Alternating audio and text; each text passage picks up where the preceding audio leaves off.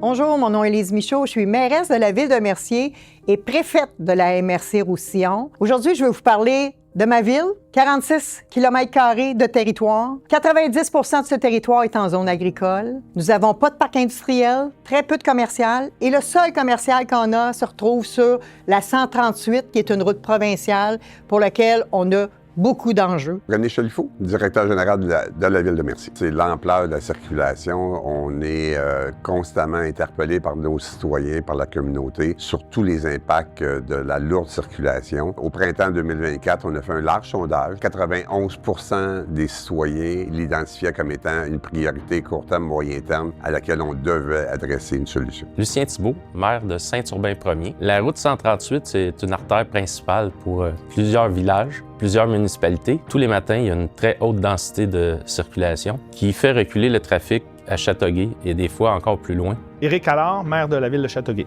En fait, ça déborde assez loin dans Châteauguay, donc ça ralentit. Il y a beaucoup de véhicules qui transitent par Châteauguay à Ville-Mercier sur le boulevard Saint-Jean-Baptiste, donc le trafic commence assez loin de notre côté. Donc oui, j'ai un exemple concret, un citoyen de Mercier qui est à Mercier de génération en génération, qui est un entrepreneur, qui m'a témoigné dernièrement à quel point son cœur était à Mercier, mais quand vient le temps d'aller faire une petite épicerie, eh bien sa tête le fait tourner à gauche sur la 138 pour aller à Châteauguay, parce que la circulation, la congestion sur la 138 est beaucoup trop importante. Pour lui, c'est une perte de temps.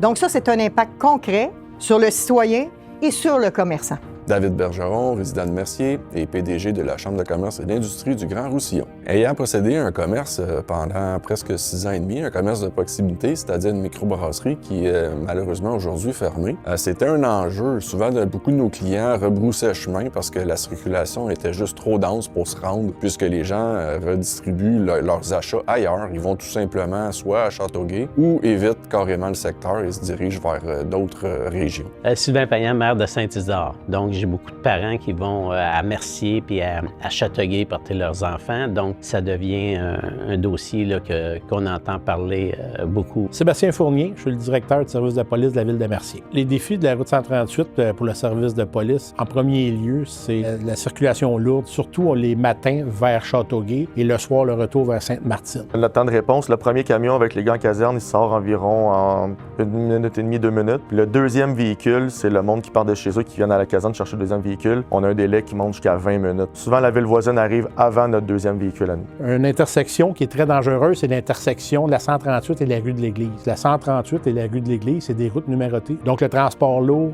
est permis. Un véhicule lourd de 53 pieds qui tourne ici sur la rue de l'Église, à l'intersection, ça devient très dangereux pour les piétons. Les gens vont essayer de trouver des voies de contournement, comme le boulevard Sainte-Marguerite, ou même aller prendre des chemins de campagne pour aller rejoindre la 207. C'est assez problématique. Clairement, il y a besoin d'une deuxième voie importante pour se rendre à Mercier, Sainte-Martine, puis ainsi de suite de ces secteurs-là. Ça ne fait pas de doute dans mon esprit. Tous les enjeux dont je viens de parler de Remblai, ça cause d'énormes dommages à la route et tous les frais d'entretien de ça sont à la charge des citoyens de Mercier, ce qui est en fait tout à fait inhabituel et tout à fait injuste. Donc, ce qu'on souhaiterait nettement, c'est que cette route-là devienne une route provinciale en totalité et donc les coûts d'entretien assumés par le gouvernement provincial. Guillaume Trahan, directeur des travaux publics et du génie et de l'environnement pour la ville de Mercier. En 2024, la ville de Mercier a mandaté une firme de génie conseil en mobilité. On a déterminé que plus de 50% des véhicules qui transitent dans la ville de Mercier n'habitent pas Mercier. Donc, c'est pas des citoyens, c'est des gens qui arrivent des villes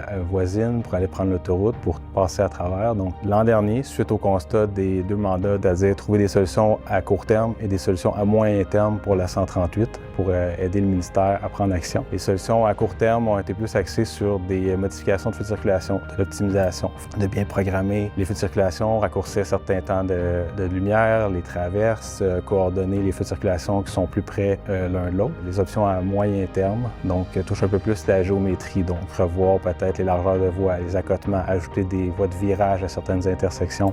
Vous venez d'entendre le constat des conséquences de la congestion sur notre territoire et principalement sur le territoire de la ville de Mercier. Vous avez entendu les maires de la région, vous avez entendu le directeur général de la ville de Mercier, le directeur d'incendie, le directeur de police et le PDG de la Chambre de commerce du Grand Roussillon. Le statu quo est inacceptable. Vous devez passer à l'action.